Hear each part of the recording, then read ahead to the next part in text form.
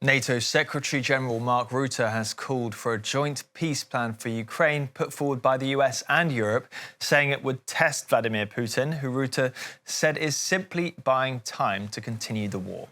The speech in Berlin was an attempt to get NATO allies working together amid fractured transatlantic relations. Case in point, Denmark's military intelligence agency this week classed the US as a security risk for the first time, and US media Defense One claims a leaked document shows Trump intending to pull Austria, Italy, Hungary and Poland away from the EU.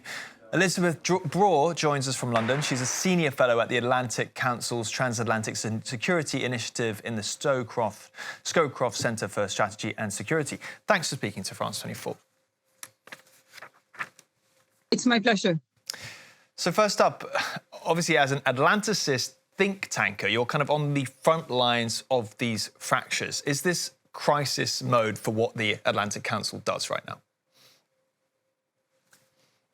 Well, the Atlantic Council doesn't take a position on policy issues. What I can say as somebody who analyzes these relations on a daily basis, for Denmark, which you mentioned first, it is an exceptional situation. Denmark has been a model ally of the United States and its other NATO partners for decades, has never asked for any special treatment. It has loyally participated in all kinds of activities within NATO, and has, by the way, also asked for any exceptions for its soldiers being sent in harm's way. That makes it very unusual.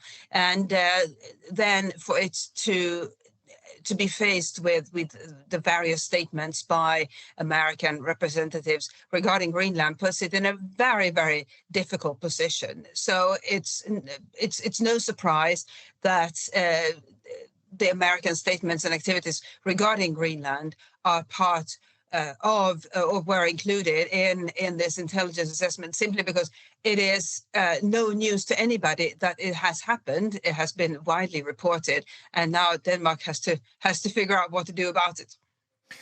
Part of the work of the Atlantic Council, is trying to get both sides of the Atlantic to understand each other, if I'm not mistaken. So is this now the hardest time to achieve that mission, to help different sides of the Atlantic really understand the benefits of a transatlantic alliance? Well, what is clear is that what we have taken for granted since World War II, really since the end of World War II and the beginning of the Cold War, which is that a transatlantic alliance involving the United States, Canada, and European liberal democracies, that the understanding that is beneficial seems not to be as obvious as it has been in the past. It is obvious to most of those countries, but to the regret of Canada and European countries, the winds seem to be turning in certain quarters in Washington, and the challenge is, if the way your foreign and security policy is set up on the basis of a joint Western position vis-a-vis the troubles of the world, be it Russia,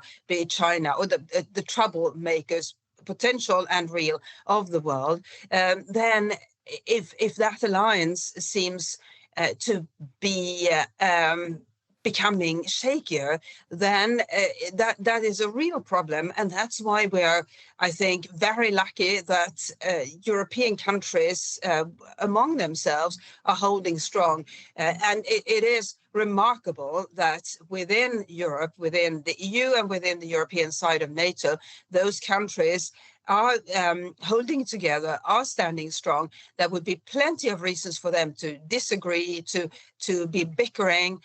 They are not. They are showing a united front, and that's something we should be very pleased about. So the reason we're talking about this now is because in the last week or so, Donald Trump has made his strongest comments yet criticizing Europe. Why do you think he's going particularly hard on Europe at this moment in time? We would all, I think, like to understand Donald Trump's mind, but from what I can tell, he has inaccurate information regarding Europe. He hasn't lived in Europe. His the information that reaches him about the way we do things in Europe doesn't seem to be completely accurate. And he seems to, as a result, come to conclusions regarding Europe that are that don't reflect reality. And I wish he had the opportunity to come and live in Europe. I think he would come away with a very different picture. That is not going to happen. But the reality is now that European countries have to, European governments and other representatives, by the way, have to try to convince the president that the real Europe is different from the Europe that he sees in various things that he reads and watches on television. And that's why it's good that we have this group of this core group of European leaders who have taken it upon themselves to go to Washington.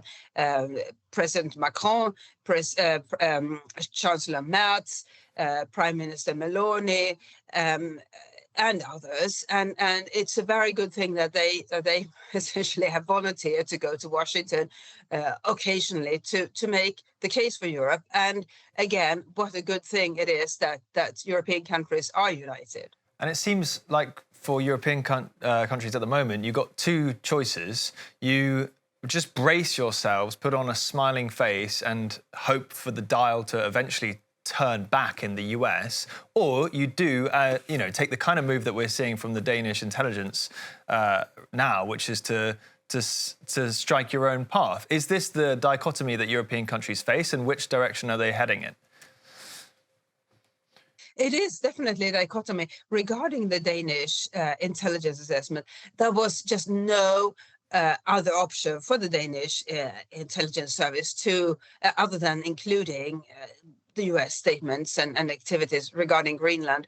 If another country had been engaging or making those kinds of statements and engaging in those kinds of activities, it would have been included for sure. So for Denmark not to include it, then the public would have asked, why is the intelligence agency keeping that out? So you have to, as an intelligence agency, when you make your assessment, you have to accurately reflect the state of affairs. That's why that was included. I think we'll see similar situations in other countries. Denmark is the country that's most exposed, simply because because Greenland does belong to Denmark, and the United States has shown incredible interest in Greenland. But other European countries may find themselves in similar situations. They have to be similarly transparent and honest about the risks and uncertainties facing their countries,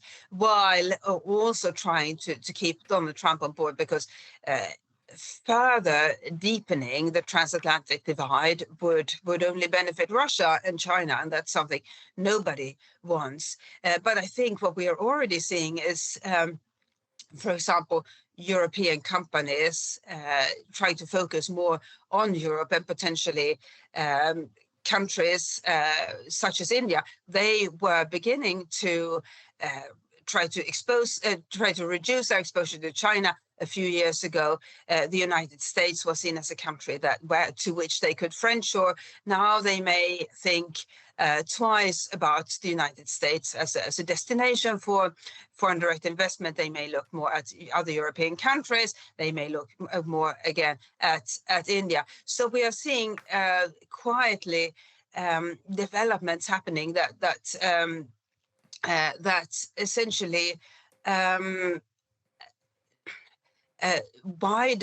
will eventually widen the divide between the United States and Europe. But the most important thing is keep the political front united, because the most important threat at the moment is Russia. Elisabeth Braw, I'm afraid to interrupt you there, but thank you very much for your time. That's all we've got time for on that segment. Appreciate that. Elisabeth Braw from the Atlantic Council in London.